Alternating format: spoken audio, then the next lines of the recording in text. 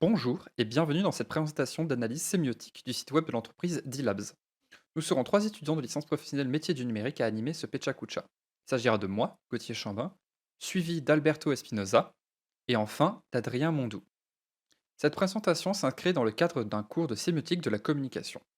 Nous allons commencer par vous introduire le sujet en vous présentant la plateforme de bon plan D-Labs, puis on vous annoncera la problématique et les différentes parties.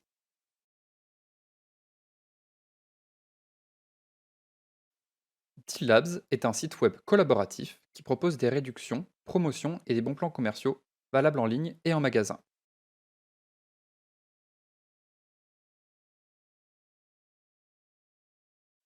On y retrouve des services et des produits de tout genre appelés deals,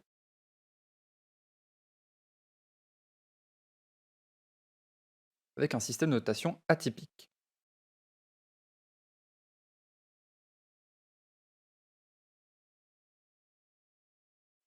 Le site est bien structuré avec des sous-menus,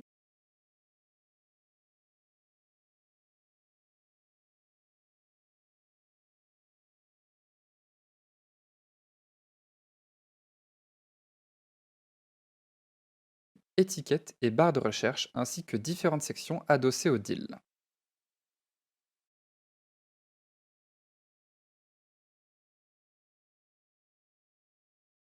À l'origine, avant d'exister en France, ce site existait en Angleterre sous le nom de Hot UK Deals. Aujourd'hui, ces deux sites appartiennent au groupe Paper, qui est le numéro 1 mondial des bons plans en ligne. Paper dispose d'un réseau de plateformes de bons plans dans plusieurs pays aux quatre coins du monde, comme par exemple au Mexique ou le Brésil pour l'Amérique latine, encore l'Inde et la Russie pour l'Asie.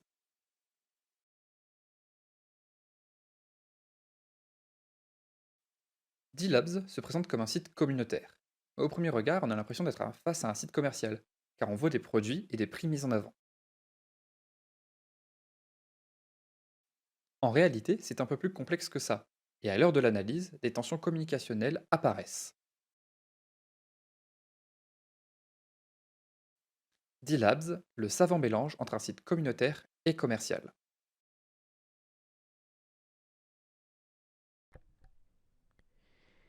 Les aspects commerciaux du site D-Labs nous apparaissent comme une évidence.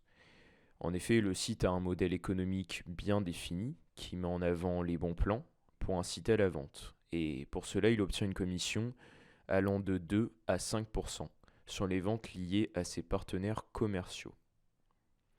En revanche, on ne sait pas qui ils sont et donc si la plateforme est rémunérée par l'achat que j'effectue.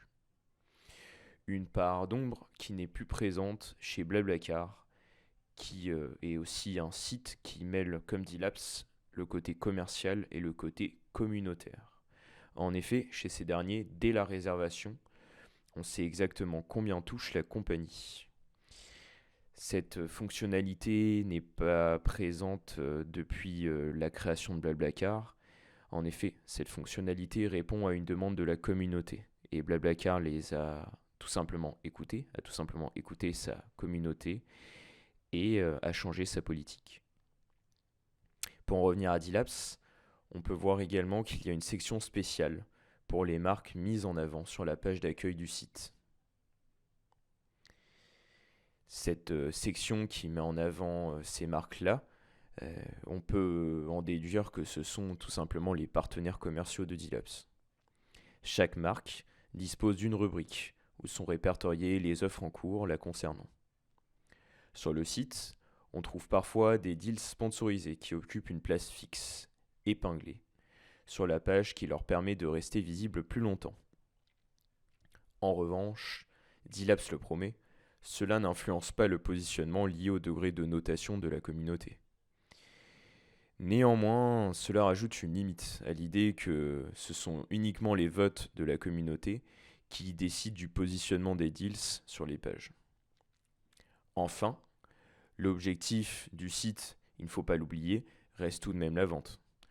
Le fait que cela soit des bons plans, mais limités dans le temps, mais aussi en quantité, cela incite fortement le consommateur à acheter immédiatement ce service ou ce produit.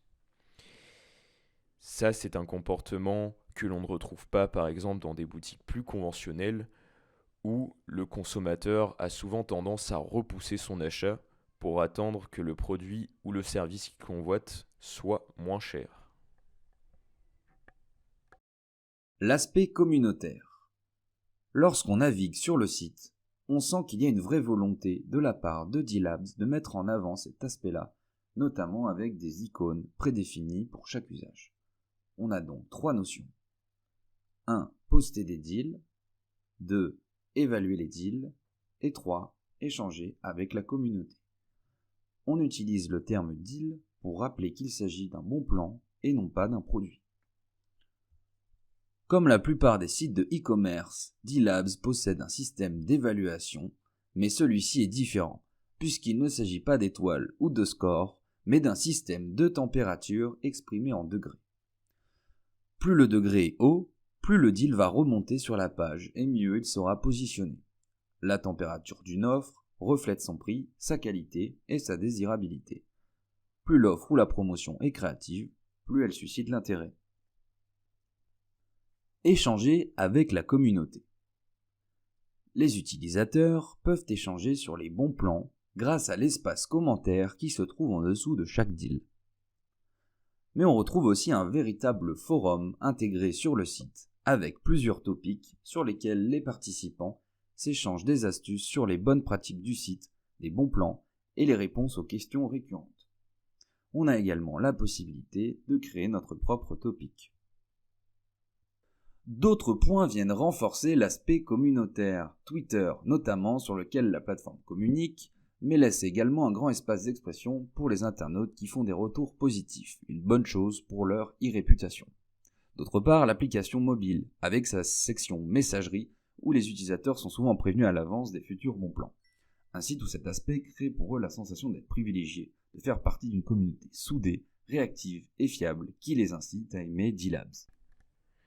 Donc, si nous devions résumer les moins du site D-Labs, ce serait la forte incitation à acheter, car on a la sensation de faire une bonne affaire.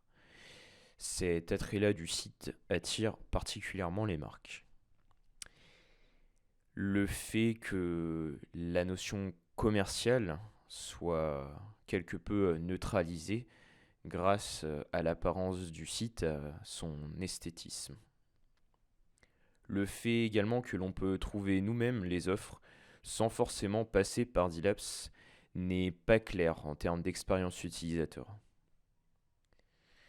Enfin, et comme nous l'avions dit, il y a tout de même un léger contrôle d'affichage de la part de D-Labs, notamment avec les emplacements sponsorisés ou les emplacements épinglés qui permettent à une marque qui a payé pour cela d'être tout simplement plus présente plus longtemps sur les pages. Et cela indépendamment du vote de la communauté D-Labs. Les plus. La communauté est soudée et elle s'échange des bons plans. Il y a une transparence sur la manière dont sont classés les produits selon les sections du site. On fait face à de vrais deals, dans le sens où lorsque l'on publie un deal, il est vérifié par des modérateurs avant d'être mis en ligne. Il y a un contrôle sur l'affichage des produits grâce au vote. Et enfin, les deals gratuits que l'on retrouve assez souvent sur le site. Conclusion. La connaissance. Contrairement à la croyance populaire, on peut tout à fait allier le côté commercial et communautaire à la fois sans perdre pour autant son identité. Ici, c'est un savant mélange qui donne l'impression que tout le monde y gagne à utiliser la plateforme. Que ce soit les chercheurs de bons plans, les entreprises et la plateforme elle-même. Et ici, on a vu le cas de Deal Labs. Ce n'est pas le seul exemple qui existe, et on peut citer par exemple Blablacar. À l'heure actuelle, la communauté Deal Labs, c'est plus de 1,60 million d'utilisateurs. Nous arrivons à la fin de cette présentation. Nous vous remercions pour l'attention que vous y avez portée. Mes collègues, Alberto Espinoza et Adrien Mondou, ainsi que moi-même, Gauthier Chambin, vous remercions pour les cours dispensés et les connaissances acquises sur la sémiologie des sites internet. Merci encore. Au revoir.